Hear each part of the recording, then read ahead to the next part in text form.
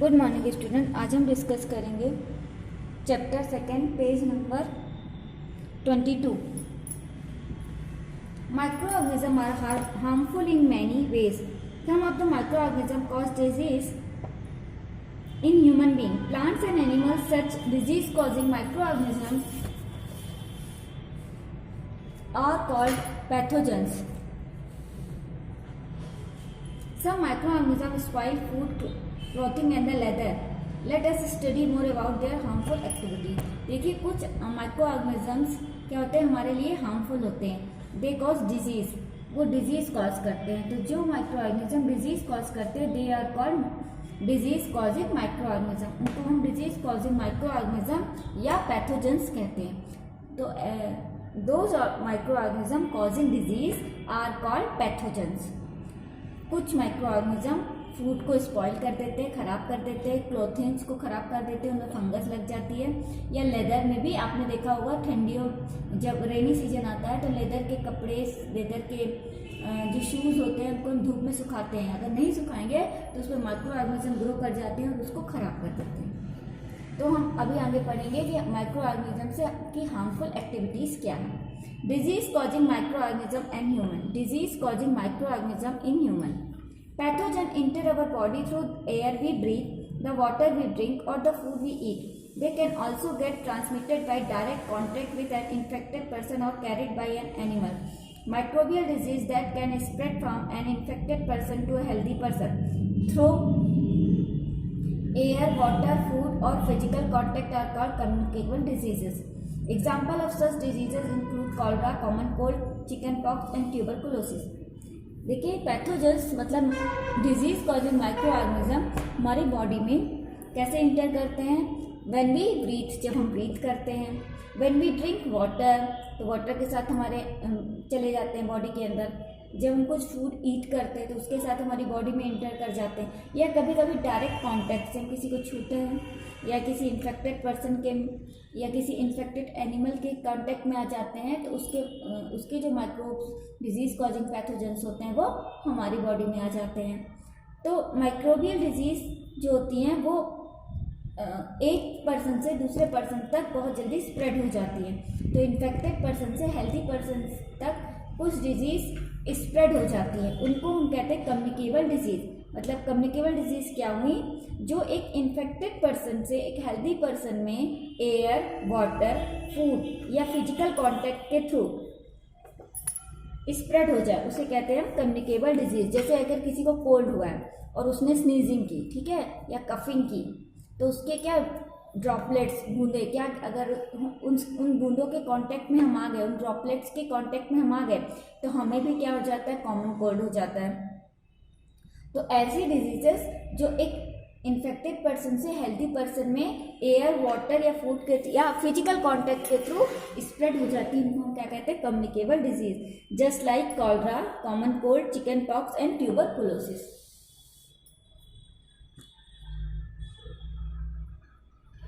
When a person suffering from common cold sneeze, the droplets of the moisture carrying thousands of virus are spread in the air.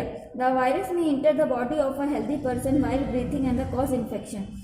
किसी person को अगर common cold हुआ है तो जब वो sneeze करता है तो छोटे छोटे ड्रॉपलेट्स, बहुत फाइन ड्रॉपलेट्स जिनके अंदर मॉइस्चर होता है वो एयर में आ जाते हैं। तो एयर उन फाइन ड्रॉपलेट्स के, जो कॉमन कोल्ड के जो ड्रॉपलेट्स हैं, उनके कांटेक्ट में कोई हेल्दी पर्सन आता है तो वो भी कॉमन कोल्ड से इन्फेक्टेड हो जाता है। क्यों? क्योंकि उन ड्रॉपलेट्स में बहुत सारे थाउजेंड्स ऑफ वायरस, तो कॉमन कोल्ड वायरस होता है, तो वायरस उसमें होते हैं जिनके कारण हेल्दी पर्सन भी इन्फेक्टेड हो जाता है।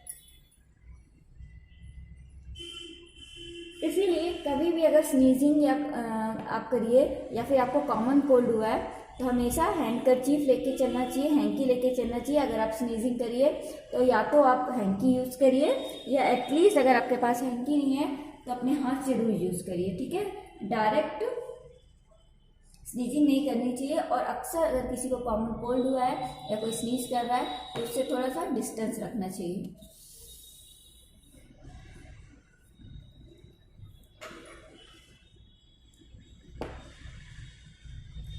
There are some insect and animal which act as a carrier of the disease causing microbe. Housefly is a one such carrier. The flies sit on the garbage and the animal excreta. Pathogen stick to their bodies.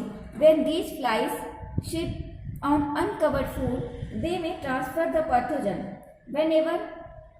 Whoever eats the contaminated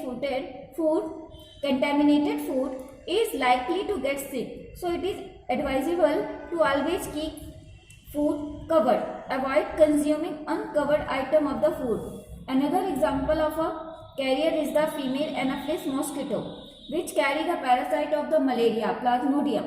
Female Aedes mosquito act as a carrier of the dengue virus. How can we control the spread of malaria or the dengue?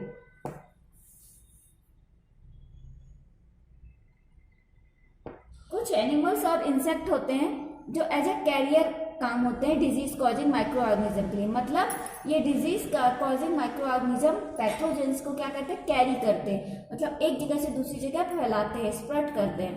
जैसे हमारी house fly है, house fly क्या करती है, garbage में, animal excreta में, गंदी जगह में जाके बैठती है और वहां से माइक्रो ऑर्गेनिज्म को कैरी करके और एक हेल्दी पर्सन के पास या फूड में, हमारे फ्रूट्स में, हमारी बॉडी में आके सिट बैठती है और वो क्या कहलाती है, वहाँ से जो बैक्टीरिया या वायरस लेके आती है वो हमारी फूड में, हमारे वाटर में या फिर हमारी बॉडीज़ में क्या कर देती, स्प्रेड कर देती है, जिससे हम बीमार हो जाते हैं, सिक हो जाते हैं। तो हाउस फ्लाई यहाँ पर क्या काम करी, कैरियर का, मतलब माइक्रो ऑर्गेनिज्म को कैरी करी एक जगह से दूसरी जगह। तो कुछ एनिमल और इंसेक्ट क्या करते हैं, माइक्रो ऑर्गेनिज्म को कैरी करते। कैसे micro organism, disease causing micro organism को, तो उनको हम क्या कहते हैं, कैरियर। इसी के अलावा मॉस्किटो, वो भी कौन सा, फीमेल एनाफ्लिस मॉस्किटो, ये किसके, हमारे मलेरिया, जो मलेरिया कॉजिंग पैथोजेंस है प्लाज्मोडियम, उसको कैरी करता है और एक इन्फेक्टेड पर्सन से हेल्दी पर्सन तक पहुंचा देता है। जब ऐसे ही फीमेल एडीज का जो मॉस्किटो है वो डेंगू वायरस को कैरी करता है और एक पर्सन से दूसरे पर्सन तक ये स्प्रेड कर देता है। तो देखिए हाउस फ्लाई किसको करती है, हमारे कई सारी डिजीजेज होती है जिससे हम बीमार हो जाते हैं। उस कंटेमिनेटेड फूड या फ्रूट्स को खा के हम क्या हो जाते हैं, बीमार हो जाते हैं, वोमिटिंग होने लगती है हमको, ये डायरिया हो जाता है। इसके अलावा फीमेल एनाफ्लिस मॉस्किटो किसको कैरी करती है, मलेरिया के वायरस प्लाज्मोडियम को, और एडीज मॉस्किटो हमारे डेंगू वायरस को कैरियर का काम करता है।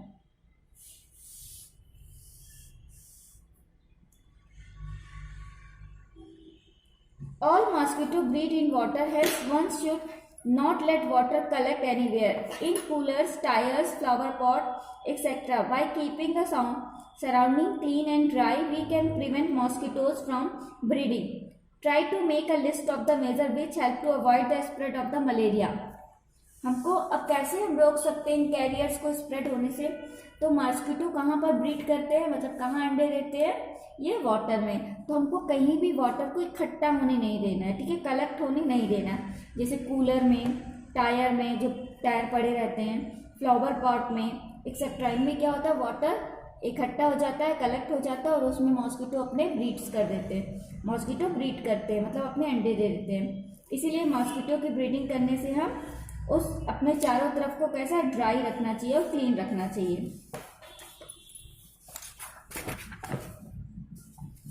देखिए ये कुछ लिस्ट है जिसमें ह्यूमन डिजीज, मतलब कौन कौन से डिजीजेस है, उसके कॉजेटिव माइक्रो ऑर्गेनिज्म है कि किससे होता है। इसके बाद मोड ऑफ ट्रांसमिशन, कैसे वो एक जगह से दूसरी जगह स्प्रेड करता है। तीसरा प्रिवेंट, कैसे हम उसको बचा सकते हैं, प्रिवेंटिव मेजर्स, कैसे हम उससे प्रिवेंट हो सकते हैं, कैसे बच सकते हैं। तो फर्स्ट है हमारा ट्यूबरकुलोसिस या टीबी, ये बैक्टीरियल डिजीज है, बैक्टीरिया इसको कॉज करता है, एयर के थ्रू एक जगह से दूसरी जगह फैलती है, इससे हम प्रिवेंट कर सकते हैं। Keep the patient in complete isolation, keep the personal belonging of the patient away from those of the others, vaccination to be given at suitable age. तो हम क्या कर सकते हैं, पेशेंट को आइसोलेट कर सकते हैं, उसको कमरे में अकेला करना चाहिए, उसके कांटेक्ट में ज़्यादा लोग नहीं आए, उसको जो उसकी पर्सनल यूज़ की चीज़ें हैं, जैसे उसका टॉवेल है, उसके क्लोथ्स हैं, उसके यूटेंसिल्स हैं, सबको दूसरों से अलग रखना चाहिए। और एक सुटेबल एज में, जब वैक्सीनेशन की एज होती है छोटे में, तब हम उसको वैक्सीनेशन कराना चाहिए ट्यूबरकुलोसिस की। नेक्स्ट है मीजल्स। मीजल्स वायरस से कॉज होता है, एयर के थ्रू स्प्रेड होता है, इसके भी प्रिवेंटिव सेम ही है। चिकन पॉक्स हमारे वायरस से होता है, एयर से स्प्रेड होता है और एक दूसरे के फिजिकल कांटेक्ट में आने से, ये उसकी पर्सनल थिंग्स को, जैसे टॉवेल है, उसके क्लोथ्स है, यूटेंसिल्स के यूज़ करने से भी ये स्प्रेड हो जाता है। इसके प्रिवेंटिव मेजर्स भी सेम टू सेम। पोलियो हमारा वायरस से होता है, ये एयर और वाटर के थ्रू ट्रांसमिट होता है एक जगह से दूसरी जगह, और इसके भी प्रिवेंटिव मेजर्स सेम है। सेकेंड अब आया कॉलरा। नेक्स्ट है कॉलरा बैक्टीरिया। देखिए, इससे पहले हमारे 3 मीजल्स, चिकन पॉक्स और पोलियो वायरस से होते थे, और ट्यूबरकुलोसिस हमारा बैक्टीरिया से कॉज होता है। कॉलरा हमारा बैक्टीरिया से कॉज होता है, ये वाटर और फूड के थ्रू ट्रांसमिट होता है। टाइफाइड बैक्टीरिया से होता है, ये वाटर के थ्रू ट्रांसमिट होता है। और इससे हम क्या कर सकते, पर्सनल हाइजीन, हमें अपना बॉडी साफ सुथरी रखनी चाहिए, क्लीन रखनी चाहिए। सैनिटरी हैबिट्स हमारी अच्छी होनी चाहिए, जब हम टॉयलेट जाते हैं प्रॉपर हैंड क्लीन करना चाहिए, ठीक है। हमेशा कभी भी खुले में नहीं जाना चाहिए टॉयलेट। और अगर आप क्या करें, आपका जो टॉयलेट है साफ़ होना चाहिए। इसके अलावा हमारी जो सैनिटरी पैड्स वगैरह हैं जो वुमेंस यूज़ करती हैं, वो भी हाइजीनिक होना चाहिए। तो पर्सनल हाइजीन और सैनिटरी हाइजीन बहुत ज़रूरी, हैबिट्स बहुत ज़रूरी है।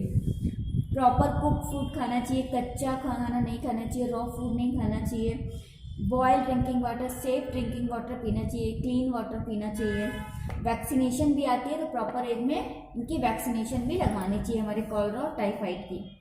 हेपेटाइटिस ए हमारा वायरस से होता है, वाटर के थ्रू स्प्रेड होता है, और इसके प्रिवेंटिव मेजर्स हैं drink boil drinking water and vaccination. हमें, क्योंकि वाटर के थ्रू ट्रांसमिट होता है, तो हमें क्लीन वाटर या बॉयल वाटर ड्रिंक करना चाहिए, और इसकी भी वैक्सीन आती है। मलेरिया प्रोटोजोआ से होता है, मॉस्किटो इसको स्प्रेड करता है।